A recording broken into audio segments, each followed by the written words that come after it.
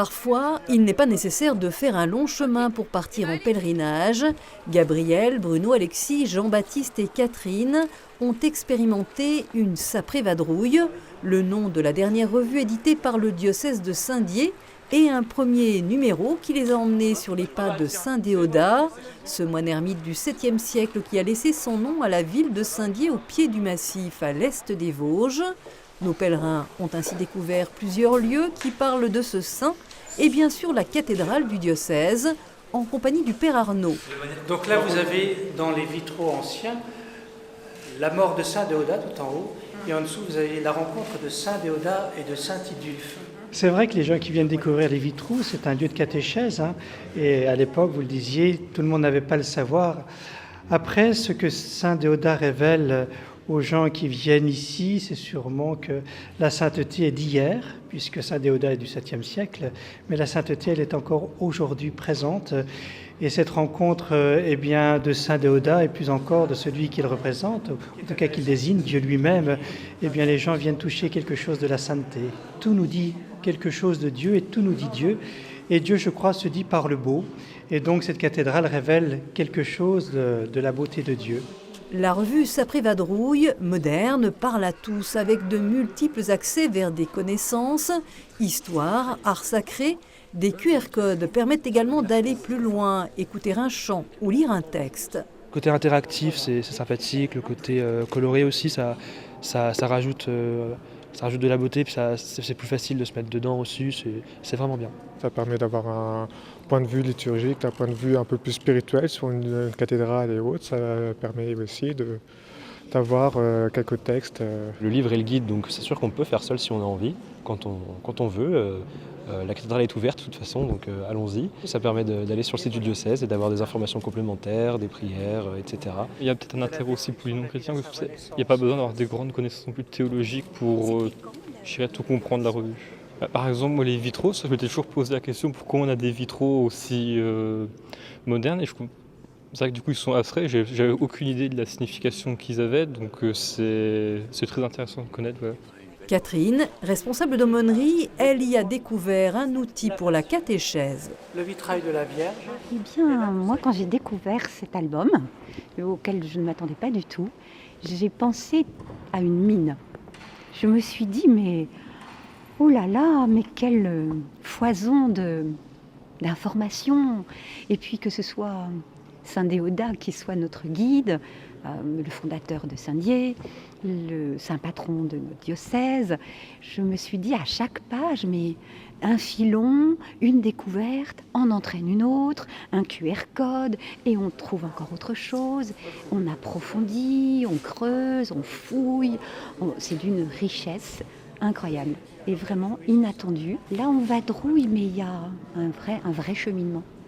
Un vrai cheminement et un vrai cheminement intérieur. Des témoins d'espérance jalonnent aussi la revue. Gabriel, ce jour-là pèlerin, est aussi engagé comme servant d'hôtel et il livre son expérience dans la revue. Alors, comment je suis devenu servant de messe ? Mon frère y était et il m'a dit quand est-ce que tu deviens servant, le prêtre aussi. J'étais à la paroisse de Sneun à l'époque. Et un jour, le prêtre est venu me voir, il m'a dit tu vas servir la semaine prochaine, tout ça, tu vas essayer une fois. Bon, moi, j'avais pas trop envie, mais d'un autre côté, j'étais curieux, donc j'ai dit oui, allez, c'est bon, j'essaye. Et au final, j'ai super bien aimé, donc voilà. Servant d'hôtel, ça m'a apporté beaucoup de choses aussi par rapport à ma foi, donc ça a apporté une autre vision de la messe, de la liturgie, parce qu'on s'implique dedans, oui, pardon. Et ça nous permet de découvrir la messe et surtout de parler avec les gens, de voir aussi leur point de vue. Sacrée Vadrouille se veut, lors de cette période de l'Avent, un repère pour cette année 2025 du jubilé qui va s'ouvrir pour l'Église. Le pape a souhaité la placer sous le thème de l'espérance qui ne déçoit pas. L'espérance ne déçoit pas. Mais pour pouvoir le dire comme saint Paul le dit, et ce sont les mots que reprend le pape, il faut aussi faire l'expérience de l'amour du Christ, de l'amour de Dieu. Et ça, c'est quelque chose que tous nous pouvons demander, mais nous pouvons le chercher aussi, y travailler. C'est pas simplement attendre que ça se passe et puis que Dieu règle mes problèmes, ça serait trop facile. Et donc l'espérance, elle nous elle nous pousse en avant aussi, elle nous met à la recherche sans cesse de celui qu'on perçoit déjà, qu'on a déjà découvert, qu'on aime déjà, qu'on rencontre déjà, mais une rencontre qui est toujours à approfondir. Ils auront visité également le cloître, la chapelle Saint-Déodat, l'église Saint-Martin, entre autres, avant un retour d'expérience en compagnie de Christine, de l'équipe du diocèse qui a contribué à la conception de la revue. C'était effectivement de revisiter un peu nos propositions sur l'Avent et sur le temps de carême, de les faire vivre sur toute l'année et vraiment en lien avec le jubilé d'Espérance qui nous invite à être pèlerins. Alors oui, tout le monde n'ira pas à Rome. L'idée c'est que voilà, localement on puisse aussi faire ce pèlerinage. Mais l'idée quand même, c'est vrai, c'est de pouvoir toucher un public le plus large possible, que ceux qui aiment le papier, qui aiment écrire sur le papier puissent le faire, que ceux qui ont envie plutôt une version un peu numérique et puis peut-être d'aller plus loin puissent s'y retrouver aussi. Et puis un petit peu aussi sur quels que soient les âges, quels que soient les angles d'approche. Ça peut être aussi autour de la parole, peut-être plus autour de groupes, plus de réflexion, mais de façon ludique, sur des jeux, sur des recettes, sur des... Voilà. Donc l'idée, c'est d'avoir vraiment des approches différentes. Et puis un format qu'on a voulu aussi revisiter, qui soit, je l'espère, accrocheur. Ça marchera pas, on ne sait pas, on expérimente. Et en guise de conclusion, tous nous ont confié cette espérance qui les guide. On espère le retour du Christ, on espère la vie du Christ, et ça permet de... C'est un peu un horizon qu'on essaye d'atteindre, un cap qu'on tient, et voilà, on essaye d'en vivre, et ça permet d'être un fil conducteur dans sa vie, l'espérance. Dans mon quotidien, c'est de pouvoir vivre avec ce point, ce roc, et après, pas avec les différents... les épreuves de la vie que je peux traverser, les moments plus faibles, et se dire qu'il y a quelqu'un qui est là, qui va me relever. L'espérance, à l'origine, les premiers chrétiens, ils attendaient l'espérance de la venue de Jésus. Aujourd'hui, Jésus est venu, il est ressuscité, donc on vit en quelque sorte dans l'espérance. Et on dit bien à chaque messe qu'on attend sa venue dans la gloire, donc pour moi, l'espérance est là.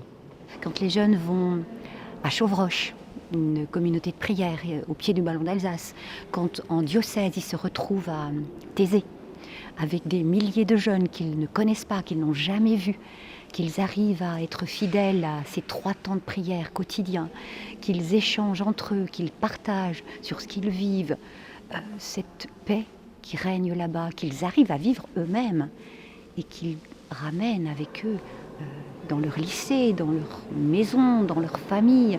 Ce sont autant de signes d'espérance. Alors, dans ce premier livret, on s'est laissé guider aussi avec Adrien Candiard. Je trouve que ce petit traité, il nous parle bien aujourd'hui, même si le livre a été écrit il y a 10 ans. La première chose, c'est regarder la réalité en face. Ne pas être...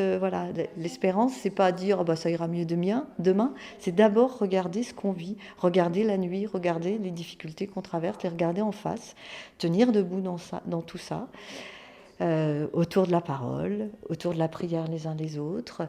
Et puis, notre diocèse, on est au cœur de ça. L'Avent, c'est un temps qui nous est donné pour raffermir notre espérance. De toute façon, toute la vie chrétienne est ancrée dans l'espérance. Et le jubilé, donc pour le pape l'ouvrira à Rome le 25 décembre, dans les diocèses c'est le 29 décembre. Donc pour nous ce sera ici à la cathédrale le 29 décembre à 15h, avec un pèlerinage qui commencera depuis, je crois, l'église Saint-Martin, mais là les choses sont encore en train d'être calées définitivement. Oui. Mais avant, il y aura une Noël avec ce message pour tous. J'aime beaucoup les petites sœurs de Jésus représentent souvent une statue de la Vierge Marie qui présente son enfant, qui tend les bras avec l'enfant Jésus dans les bras, mais elle le tient d'une telle manière que quand on voit l'image, on a envie de tendre les bras pour attraper l'enfant qui va tomber. Sinon. Et à Noël, il y a quelque chose de cet ordre-là. Dieu se donne et en la personne d'un petit enfant qui a besoin de nous. C'est quelque chose d'inouï, et je pense unique dans l'histoire de l'humanité, d'avoir cette affirmation que Dieu se donne dans la fragilité d'une part, et que donc il veut avoir besoin de nous pour pour accomplir ici-bas ce qu'il veut faire, c'est-à-dire nous sauver, nous redonner la joie.